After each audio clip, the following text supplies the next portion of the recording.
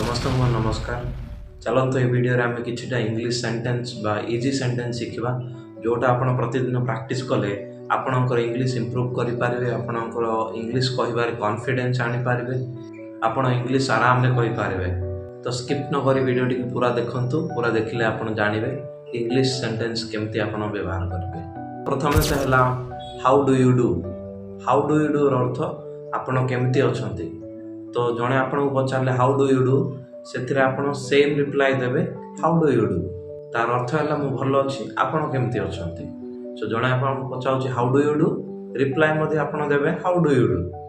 तो how do you do र अर्थ हला आपण केमती अछंती, रिप्लाई मध्ये हाउ डू यू डू देबे तो तार अर्थ हला मु भलो अछि, आपण केमती अछंती।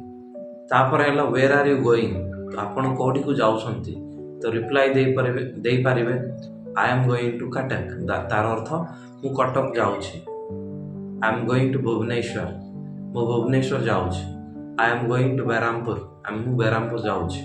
So until unless you learn, until unless you practice, you cannot improve at all. So that's why practice is very very important. So there is a saying in English that practice makes perfect. So the more you practice, the better you become, the better your English become. So that's why practice is very very important, and regular practice is most important. Regularly, today you practice and the next day you stop it, that is not the way. So you practice today in the same manner, you practice tomorrow at the same manner, practice day after tomorrow. So when you practice every day, it becomes your habit and then you improve yourself. That's how we improve.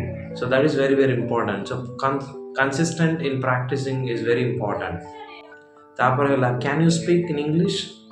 आपण English रे कहि कथा ही पारिबे कि, आपण English कहि पारिबे कि I can speak English, मु इंग्लिश कहि पारिबी। Can you speak Telugu, I can speak Telugu. Can you speak Hindi, आपण हिंदी कहि पारिबे कि आई कैन स्पीक हिंदी, मु हिंदी कहि पारिबी।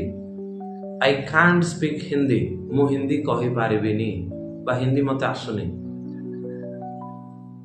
कैन यू स्पीक तेलुगु, आपण तेलुगु कहि पारिबे कि yes I can speak Telugu, हाँ मुझे तेलुगु कहि पारिबी।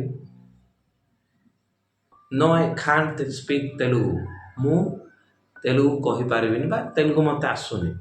आई मस्ट गो टू कॉलेज, मु निश्चित भाव रे आज कॉलेज को जिबार अछि। I must go to college. तो मस्ट आपण जत व्यवहार करेंगे ताने निश्चय भाव में बाध्यता भाव में जावाक पड़ो, कारण कौन गोटे इंपोर्टाट अच्छी। I must go to college because there is a exam, because I have my exams. सो परीक्षा गुड़ाक अच्छे आज, तेणु कॉलेज जावाक बाध्य। तो यहीपर भाव में आप प्रैक्टिस करेंगे। तापर है how is the weather today, आज पाणीपाग केमती अच्छे, आज क्लाइमेटा केमती अच्छे, पाणीपाग केमती अच्छे। द वेदर इज फाइन, पाग ठीक अच्छे। व्हाट डू यू डू, आपण कौन करती। आई एम ए टीचर, मु जने शिक्षक बा शिक्षयित्री।